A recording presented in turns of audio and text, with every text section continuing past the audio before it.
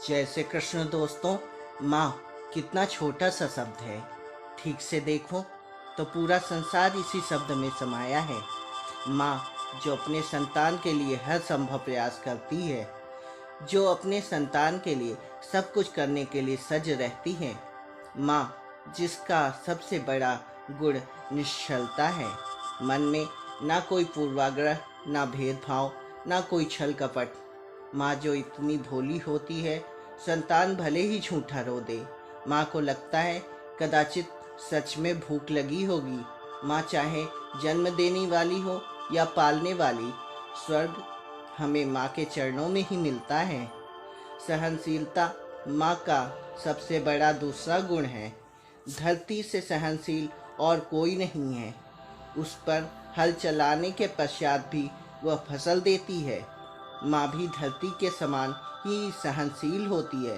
तनिक सोचिए, 9 माह तक संतान को अपनी कोख में रखना, क्या ये सहनशीलता पुरुष दिखा सकता है? क्या कोई पिता यह कर सकता है? शरीरशील भले हो, पर सहनशीलता माँ बनने के बाद ही प्राप्त होती है। स्वयं का अस्तित्व भुलाकर संतान का अस्तित्व बनाती है माँ। शिशु की लात खाकर भी आनंद के साथ उसको दूध पिलाती है। माँ का सबसे बड़ा गुण अपने ढालने की शक्ति है। जिस तरह माँ अपने को ढाल सकती है, वैसे कोई नहीं कर सकता। माँ एक महानदी की भांति होती है, जिसकी ऊर्जा असीमित होती है, पर अहंकार बिल्कुल नहीं होता।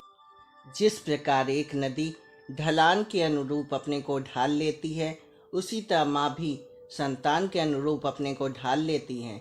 चाहे जैसी भी परिस्थिति हो, उसके सोने के समय सोना, उसके जागने के समय जागना, संतान की इच्छा का भोजन वह अपना प्रिय भोजन बना लेती है। ये माँ का आंचल ही है जो धूप में छांव बनकर आता है, जो शीत में कमल बनकर आता है। माँ के 2 महान गुण और हैं, साहस और संबल।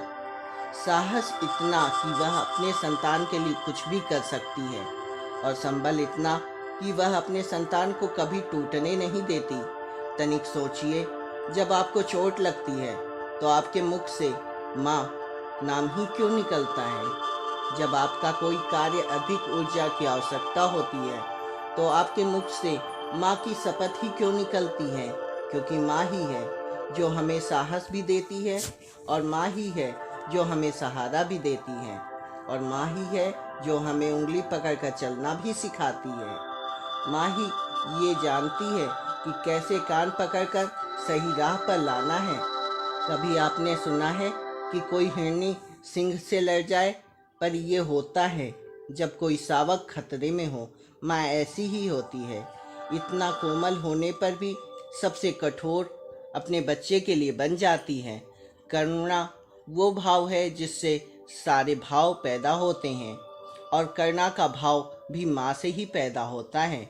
माँ अपने बच्चों के अश्रु को देखकर यह बता सकती है उसे क्या चाहिए, उसे कहाँ चोट लगी है।